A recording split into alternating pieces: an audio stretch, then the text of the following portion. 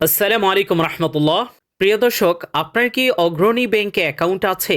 যদি থেকে থাকে, অগ্রণী ব্যাংকের স্মার্ট ব্যাংকিং অ্যাপসের মাধ্যমে কিভাবে আপনি ঘরে বসেই বাংলাদেশের যে কোনো ব্যাংকে টাকা ট্রান্সফার করবেন সে সম্পর্কে বিস্তারিত আলোচনা করব।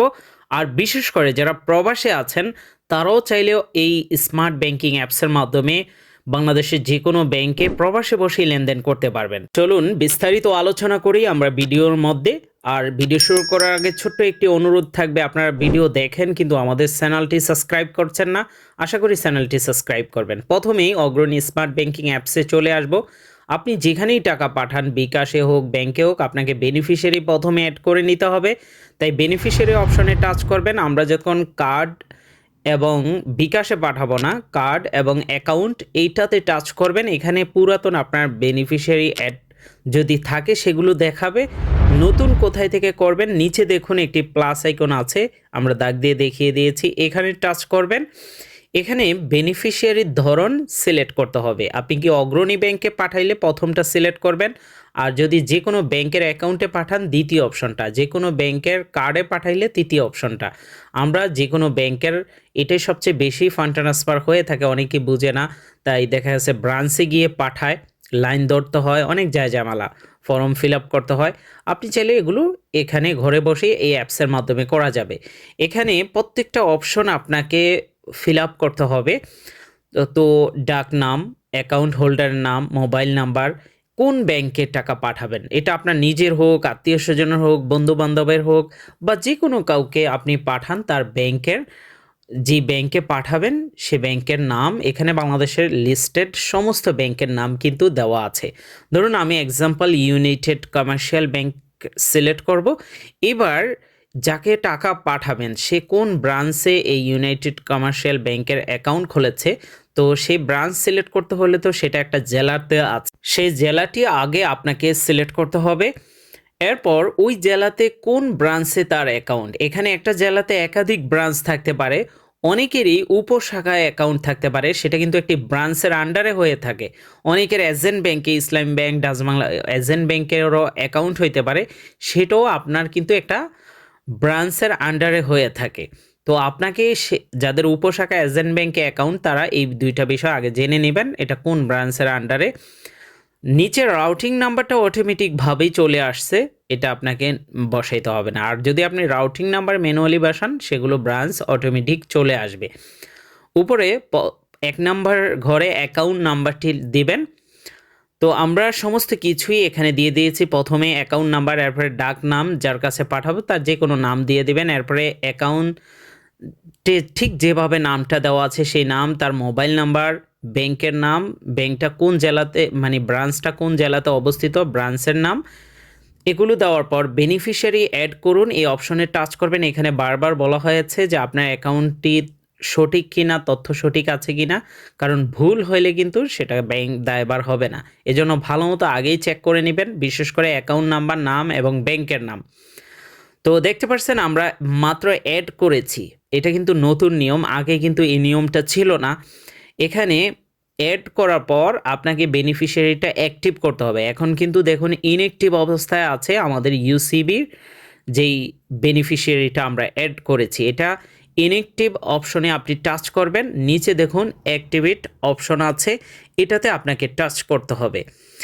অ্যাক্টিভেট অপশনে টাচ করার পর এখানে দুইটা পদ্ধতি আছে, একটা হচ্ছে বায়োমেট্রিক। আপনার যদি এই অবশ্যই আপনার সবাই আমরা স্মার্টফোন ব্যবহার করি, আপনার যেই স্মার্ট ব্যাংকিং অ্যাপসটা আছে আপনার সাইডে তো অবশ্যই বায়োমেট্রিক আছে, সেটা দিয়ে লগ ইন করে নেবেন। তো সেই বায়োমেট্রিকটাই এখানে দিবেন, অথবা আপনি কল সেন্টারের মাধ্যমেও এটা অ্যাক্টিভ করে নিতে পারবেন বেনিফিশিয়ারিটা। কল সেন্টারে ফোন দিয়ে তাদেরকে বলবেন যে আমার অমুক বেনিফিশিয়ারিটা অ্যাড করে দেন আদার ব্যাংকের। তো এভাবে অ্যাড করে নেবেন। এবার হচ্ছে ফান্ড ট্রান্সফারের অপশন। এখানে আপনি বাংলাদেশের যে কোনো ব্যাংকে যদি টাকা পাঠাইতে চান, এখানে দুইটা মাধ্যম আছে, একটা হচ্ছে এনপিএসবি আর একটা হচ্ছে বিএফটিএন।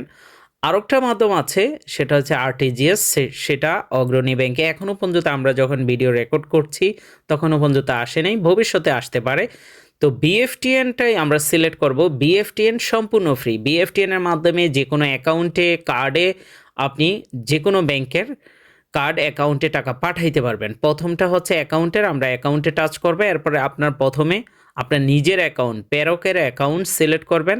যাকে আপনি টাকা পাঠাইতে চাচ্ছেন দ্বিতীয় ঘরে টাচ করবেন। এখানে আপনার সমস্ত বেনিফিশিয়ারিগুলো আপনি দেখতে পারবেন। এখন যাকে পাঠাবেন তার নামের উপরে টাচ করবেন। আমরা শুরুতেই কিন্তু বেনিফিশিয়ারি অ্যাড করে নিয়েছিলাম ইউসিবি ব্যাংকের, তাই সেটাই আমরা টাচ করব। এবার এখানে ট্রানজিশন লিমিটটা আপনি নিজেই চেক করতে পারবেন। এখানে দেখুন আপনি ট্রানজিশন বিএফটিএন এর মাধ্যমে ১ টাকা সর্বনিম্ন আর সর্বোচ্চ আপনি এক সিঙ্গেল ট্রানজিশনে ১ লক্ষ টাকা করা যাবে। প্রতিদিন আপনি ৫ লক্ষ টাকা বিএফটিএন করতে পারবেন, সেটা ১০ বার। তো আপনার ট্রানজিশন লিমিটটা নিজেরাই চেক করতে পারবেন। এইখানে এবার আপনি কত টাকা পাঠাবেন, ১ টাকা থেকে সর্বোচ্চ ১ লক্ষ টাকা পাঠানো যায় এক ট্রানজিশনে, সেটা বলেছি। তা আপনি যে কোনো অ্যামাউন্ট যেটা পাঠাবেন সেটা অ্যামাউন্ট পরিমাণ লিখবেন।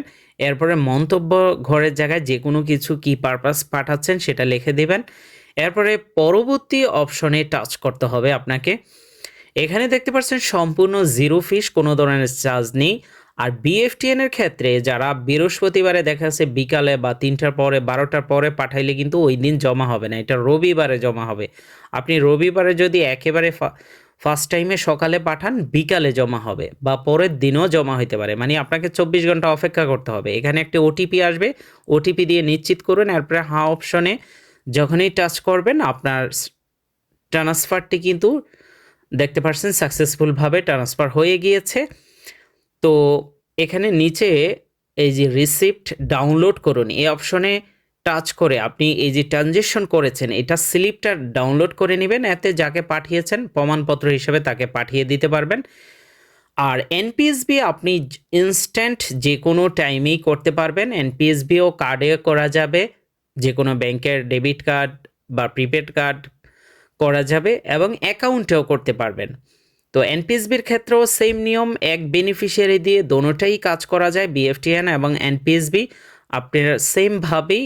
তবে এনপিএসবির ক্ষেত্রে ১০ টাকা সার্ভিস চার্জ কাটবে এবং হচ্ছে আপনার ইনস্ট্যান্ট সপ্তাহে ৭ দিন যে কোনো টাইমে জমা হয়ে যাবে। ট্রানজেকশন লিমিটটা এনপিএসবির ক্ষেত্রে সর্বনিম্ন ১ টাকা ও আপনি পাঠাইতে পারবেন, সর্বোচ্চ আপনি এক সিঙ্গেল ট্রানজেকশনে ৫০,০০০ টাকা পাঠাইতে পারবেন। আর প্রতিদিন এনপিএসবি করতে পারবেন ২ লক্ষ টাকা, সেটা ১০ বার। তো আশা করি আপনারা বিষয়টা বুঝতে পেরেছেন।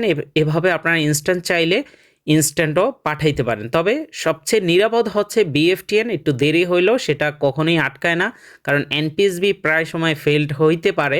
আরও সরকারি ব্যাংক সেটা আপনারা বিবেচনা করেই টাকা পাঠাবেন। দর্শক ভিডিওটি শেয়ার করে দিবেন, আমাদের ফেসবুক পেজটি ফলো করবেন। যারা প্রবাসে যাবেন অথবা প্রবাসে অলরেডি আছেন আপনার ব্যাংকিং কাজের জন্য অথবা বিকাশ নগদ ব্যবহার করার জন্য অথবা আপনার বাংলাদেশি সিমটা ভালো রাখার জন্য আপনি চাইলে বাংলাদেশি সিমটা রোমিং চালু করে বিদেশে ব্যবহার করতে পারেন। সেক্ষেত্রে স্ক্রিনে দেওয়া হোয়াটসঅ্যাপে আমাদের সাথে যোগাযোগ করতে পারেন। আর বিশেষ করে যাদের সিম রোমিং চালু আছে ওমান ব্যতীত বাকি সব দেশেই আমাদের এই ডিএনএস দিয়ে আপনি বিকাশ নগদ উপায় ব্যবহার করতে পারবেন।